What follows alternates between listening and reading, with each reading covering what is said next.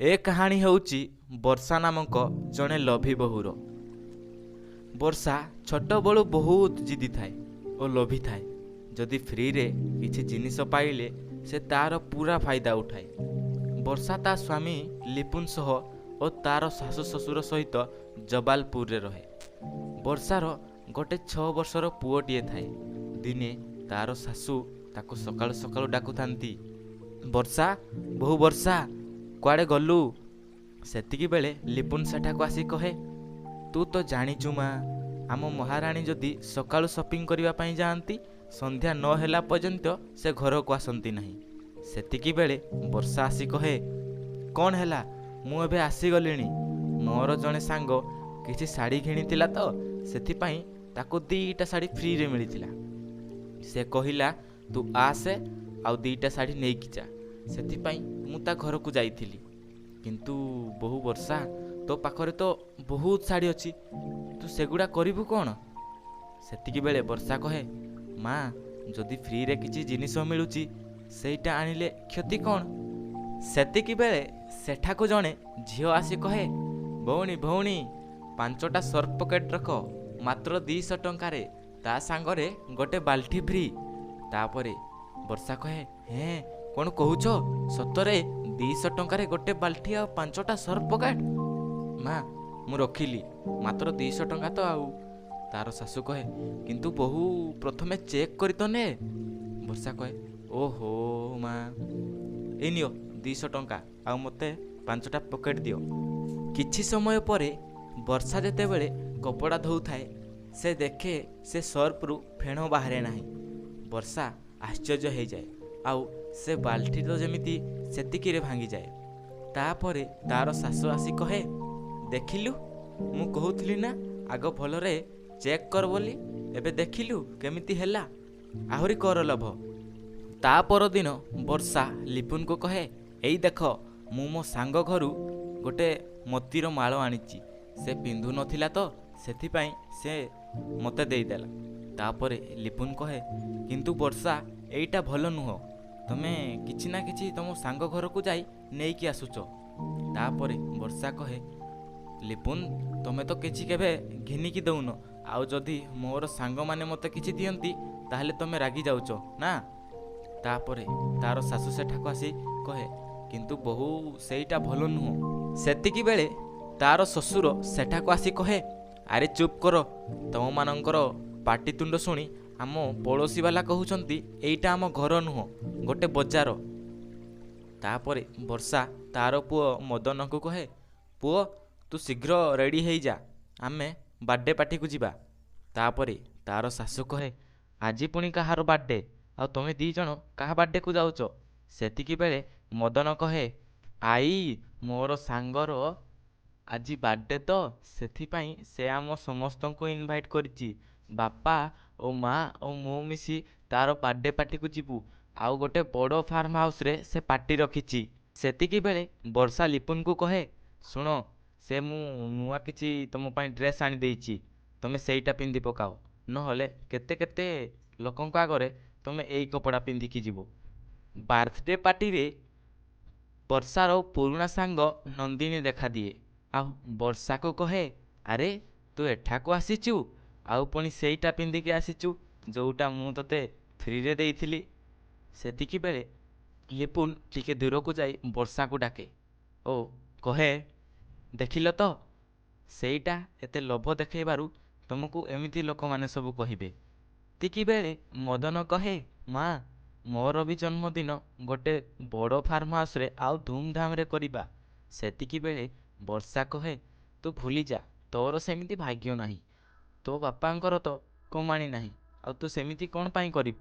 ସେତିକି ବେଳେ ମଦନର ସାଙ୍ଗ ଦୀପକର ବାପା ସେଠାକୁ ଆସି କୁହନ୍ତି, ଆରେ ଲିପୁନ, କ'ଣ ହେଲା? ତମେ ଏତେ ବ୍ୟସ୍ତ ଜଣାପଡ଼ୁଛ। ତାପରେ ଲିପୁନ କହେ, ନା ନା, ସେମିତି କିଛି ନାହିଁ। ତାପରେ ଦୀପକର ବାପା କୁହନ୍ତି, ଯଦି କିଛି ଅସୁବିଧା ହେଉଛି ତାହେଲେ ମୁଁ ଡ୍ରାଇଭରକୁ କହୁଛି ତମକୁ ଘରେ ନେଇ ଡ୍ରପ୍ କରିଦେବ। ସେତିକି ବେଳେ ଲିପୁନ କହେ, ନା ନା, କିଛି ଦରକାର ନାହିଁ, ଆମେ ଅଟୋରେ ପଳାଇବୁ। ସେତିକି ବେଳେ ବର୍ଷା କହେ, ଆରେ ତମେ ହଁ କରୁନ କାହିଁକି? ତୁମ ପାଖରେ ତ ସେମିତି କାର୍ ନାହିଁ, ଆଉ ପୁଣି ଆମର ଅଟୋର ଖର୍ଚ୍ଚ ବଞ୍ଚିଯିବ। ଆଉ ତା ଛଡ଼ା କାରରେ ଯିବାର ଯେଉଁ ମଜା ତମେ ସେଇଟା କ'ଣ ଜାଣିବ। ତାପରେ ବର୍ଷାକୁ ଜଣେ ମୁନି ଋଷି ଆସି କୁହନ୍ତି, କିନ୍ତୁ ଝିଅ, ବେଶୀ ଲୋଭ କରିବାଟା ଭଲ ନୁହେଁ। ଲୋଭ ମଣିଷ ପାଖରୁ ସବୁ କିଛି ଛଡ଼େଇ ନେଇଥାଏ। ତାପରେ ବର୍ଷା କହେ, ତମେ କିଏ ମୋତେ ସେମିତି କହିବା ପାଇଁ? ଯଦି ମୋ ପାଖରେ ପଇସା ହୁଅନ୍ତା ନା, ମୁଁ ବହୁତ ଖୁସିରେ ରୁହନ୍ତି। ସେତିକିବେଳେ ମୁନି ଋଷିଟି କହେ, ହଉ ଠିକ୍ ଅଛି, ତତେ ମୁଁ ଗୋଟେ ଟଙ୍କା ଛାପିବା ପାଇଁ ମେସିନ୍ଟେ ଦେଉଛି। ସେ ମେସିନ୍ଟିକୁ ଯଦି ତୁ ଦିନକ ଥରେ ଖାଇବା ପାଇଁ ଦେବୁ, ତତେ ସେ ବହୁତ ସାରା ପଇସା ଛାପିକି ଦେବ। ଆଉ ମନେ ରଖ, ଯଦି ସେ ମେସିନ୍ ଦିନଟିଏ ବି କିଛି ଖାଏ ନାହିଁ, ତାପରେ ସେ ତୋ ଉପରେ ଭାରି ହେଇଯିବ। ଆଉ ମୁଁ ଦେଖିବି ତୁ କେତେ ଦିନ ଖୁସିରେ ରହିବୁ। ସେତିକିବେଳେ ବର୍ଷା ହସି ହସି କହେ, ମୋତେ ଜଲ୍ଦି ଦିଅ ବାବା, ସେମିତି ତ ମୁଁ ଚାହୁଁଛି, ମୋତେ ଦିଅ, ଦେଖିବ ମୁଁ ବହୁତ ଖୁସିରେ ରହିବି।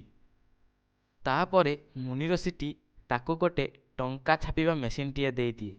ସେ ସେଇଟା ଘରକୁ ଆଣି ତାର ଶାଶୁକୁ ଦେଖାଏ ଆଉ କହେ, ମା, ଏଇ ଦେଖ, ମୋତେ ଜଣେ ମୁନି ଋଷି ଆସି ଟଙ୍କା ଛାପିବା ମେସିନ୍ ଦେଲେ ଆଉ କହିଲେ ଯଦି ଦିନକ ଥରେ ଏହାକୁ ଖାଇବା ପାଇଁ ଦେବୁ ନା, ସେ ତୋତେ ବହୁତ ସାରା ପଇସା ଦେବ। ତାପରେ ତାର ଶାଶୁ କହେ, କ'ଣ ଏମିତି ସତରେ କେବେ ହେବ? ତାପରେ ତାର ବୋହୂ ବର୍ଷା କହେ, ରୁହ ଦେଖିବ ମା, ମୁଁ ୟା ଭିତରେ ଗୋଟେ ରୁମାଲ ଦେଉଛି, ଦେଖିବ ସେ ଆମକୁ ବହୁତ ପଇସା ଦେବ। ତାପରେ ସେମିତି ହୁଏ। ତାର ଶାଶୁ ସମସ୍ତଙ୍କୁ ଡାକନ୍ତି, ଲିପୁନ, ତମେ ଶୁଣୁଛ?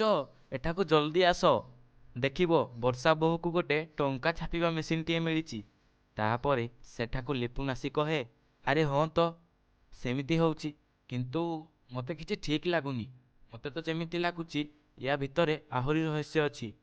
ତାପରେ ବର୍ଷା କହେ, ତମେ ସେମିତି ଭାବ, ଚାଲ, ଏବେ ମୋ ପାଖରେ ବହୁତ ପଇସା ହେଇଗଲା, ଏବେ ଆମେ ସପିଂ କରିବା ପାଇଁ ଯିବା। ତାପରେ ମଦନ କହେ, ମା, ମୋ ପାଇଁ ବି ବହୁତ ସାରା ଖେଳନା ଆଣିଦେବ, ମୋ ପାଖରେ ଆଉ ଖେଳନା ନାହିଁ। ତାପରେ ବର୍ଷା କହେ, ହଉ ଠିକ୍ ଅଛି, ମୁଁ ତୋ ପାଇଁ ନିଶ୍ଚୟ ଆଣିଦେବି। ପଇସା ମିଳିବାରୁ ବର୍ଷା ତାର ଘର ଚେଞ୍ଜ କରିଦିଏ ଆଉ ତା ପାଖରେ ବହୁତ ସାରା ପଇସା ଏବଂ ବହୁତ ସାରା ଗାଡ଼ି ହେଇଯାଏ। ତାପରେ ମଦନର ଜନ୍ମଦିନରେ ସେ ତାର ସାଙ୍ଗମାନଙ୍କୁ କଲ୍ କରି କହୁଥାଏ, ଆରେ ଶୁଭମ, ତୁ ମୋ ପୁଅର ଜନ୍ମଦିନକୁ ନିଶ୍ଚୟ ଆସିବୁ, ଗୋଟେ ବଡ଼ 5 ଷ୍ଟାର ହୋଟେଲରେ ତାର ପାର୍ଟି ରଖିଛି। ତାପରେ ସେଠାକୁ ଲିପୁନ ଆସି କହେ, ଆରେ ଏତେ ବଡ଼ ହୋଟେଲରେ କ'ଣ ପାର୍ଟି ରଖିବାଟା ଭଲ? ତାପରେ ବର୍ଷା କହେ, ତମେ ତ କିଛି କରିପାରିଲ ନାହିଁ, ଆଉ ମୁଁ କରୁଛି ବୋଲି ତମେ ଖାଲିଟାରେ ରାଗୁଛ। ହଉ ଛାଡ଼, ତମେ ମଦନକୁ କେଉଁଠି ଦେଖିଛ କି? ସେ ମୋତେ ସକାଳୁ ଦେଖା ଦେଇନି। ତାପରେ ଲିପୁନ କହେ, ହଁ ତ, ମୁଁ ବି ଦେଖିନି। ତାର ଶାଶୁମା କହେ, ଆରେ ମଦନ, ମଦନ କେଉଁଠିକୁ ଦେଖିଛ? ସେତିକିବେଳେ ତାର ଶ୍ୱଶୁର ବାହାରକୁ ଆସି କୁହନ୍ତି, ହଁ ପରା, ଆଜି ତାର ଜନ୍ମଦିନରେ ଆମ ପାଦ ଛୁଇଁବା ପାଇଁ ବି ଆସିଲାନି। ବର୍ଷା ବହୁତ ଚିନ୍ତାରେ ପଡ଼ିଯାଏ। ଆଉ ଦେଖୁ ଦେଖୁ ତାର ନଜର ସେଇ ଟଙ୍କା ଛାପିବା ମେସିନ୍ ଉପରେ ପଡ଼େ। ଆଉ ସେ କାନ୍ଦି କାନ୍ଦି କହେ, ହେ ଭଗବାନ, ଏଇ ମେସିନ୍ ମୋ ପୁଅକୁ ଖାଇଯାଇଛି। ଦେଖୁନ, ତାର ଟି ସାର୍ଟ ସେଇଠି ଲାଗିଛି। ମୋତେ ମୁନି ଋଷି କହିଥିଲେ ଯଦି ଦିନଟିଏ ବି ଖାଇବା ପାଇଁ ନ ଦିଏ, ତାହେଲେ ସେଇଟା ମୋ ଉପରେ ଭାରି ହେଇଯିବ। ଆଉ ସେମିତି ହିଁ ହେଲା। ଏବେ ମୁଁ କ'ଣ କରିବି? ମୋ ପୁଅ ଦ୍ୱାରା ମୁଁ କେମିତି ଖୁସିରେ ରହିବି? ଯେତେବେଳେ ମୋ ପୁଅ ମୋ ପାଖରେ ନାହିଁ, ଏ ଧନ ସମ୍ପତ୍ତି ଥାଇ ଲାଭ କ'ଣ? ସେମିତି କହୁ କହୁ ସେ ଟଙ୍କା ଛାପିବା ମେସିନ୍ଟି ତାର ସ୍ୱାମୀ ଓ ତାର ଶାଶୁ ଶ୍ୱଶୁରକୁ ଟାଣି ନିଏ ଆଉ ତା ବଦଳରେ ଢେର ସାରା ପଇସା ଛାପି ହେଇ ରହିଯାଏ। ତାପରେ ବର୍ଷା ଜୋରରେ କାନ୍ଦିବାକୁ ଲାଗେ ଆଉ କହେ, ମୁନି ଋଷି ବାବା ମୋତେ ଠିକ୍ କହୁଥିଲେ କି ବେଶୀ ଲୋଭ କଲେ ମଣିଷ ସବୁ କିଛି ହାରି ବସେ। ଆଜି ସେମିତି ମୋ ସାଙ୍ଗରେ ହେଇଛି। ମୋତେ ଆଉ କିଛି ଦରକାର ନାହିଁ ଭଗବାନ, ମୋତେ ମୋ ସୁଖ ଶାନ୍ତି ପରିବାର ଫେରେଇ ଦିଅ, ନହେଲେ ଏ ମେସିନ୍କୁ ମୁଁ ଭାଙ୍ଗିଦେବି। ସେତିକିବେଳେ ତାର ଶାଶୁ ସେଠାକୁ ଆସି କହେ, ହେ ଭଗବାନ, ଏ ବର୍ଷା ବୋହୂ ଦିନରେ ବି ସ୍ୱପ୍ନ ଦେଖିକି କାନ୍ଦୁଛି। ବର୍ଷା ବୋହୂ, ତୁ ଉଠୁ, ଆରେ ଏମିତି ଶୋଇକି କାନ୍ଦୁଛୁ କ'ଣ? ତାପରେ ତାର ବୋହୂ ଉଠି ପଡ଼େ ଆଉ ଦେଖେ ତାର ଶାଶୁ ସେଠାରେ ଅଛନ୍ତି। ତାର ଶାଶୁକୁ କହେ, ସତରେ ମା, ଏ କ'ଣ ସ୍ୱପ୍ନ ଥିଲା? ମୋତେ ବିଶ୍ୱାସ ହେଉନି। ତାପରେ ତାର ଶାଶୁ କହେ, ହଉ ତୁ ଛାଡ଼େ, ସେଆଡ଼େ ଲିପୁନ ଯାଇଛି କେକ୍ ଆଣିବା ପାଇଁ। ମଦନ ଆଉ ତାର ଜେଜେବାପା ମିଶି ବେଲୁନ୍ ଫୁକୁଛନ୍ତି। ତୁ ଗଲୁ ସେ ରୋଷେଇ ଘରକୁ ଯାଇ ସବୁ କାମ ସାରିଦେବୁ। ଆଉ ଆମେ ସନ୍ଧ୍ୟାରେ ଧୁମଧାମରେ ମଦନର ଜନ୍ମଦିନ ମନାଇବା। ତାପରେ ବର୍ଷା ଜାଣିପାରେ ଆଉ ସବୁଦିନ ପାଇଁ ତାର ପରିବାର ସହିତ ବହୁତ ଖୁସିରେ ରହେ। ସେହିଦିନ ଠାରୁ ବର୍ଷାର ଲୋଭ ଛାଡ଼ିଯାଏ। ସାଙ୍ଗମାନେ, ଯଦି ଭିଡ଼ିଓଟି ତୁମକୁ ଭଲ ଲାଗେ ତାହେଲେ ସବୁଦିନ ପରି ଲାଇକ୍ କରନ୍ତୁ ଏବଂ ସବସ୍କ୍ରାଇବ୍ କରି ଘଣ୍ଟି ବଟନଟିକୁ ଦବାଇ ଦିଅନ୍ତୁ। ରହୁଛି, ଧନ୍ୟବାଦ।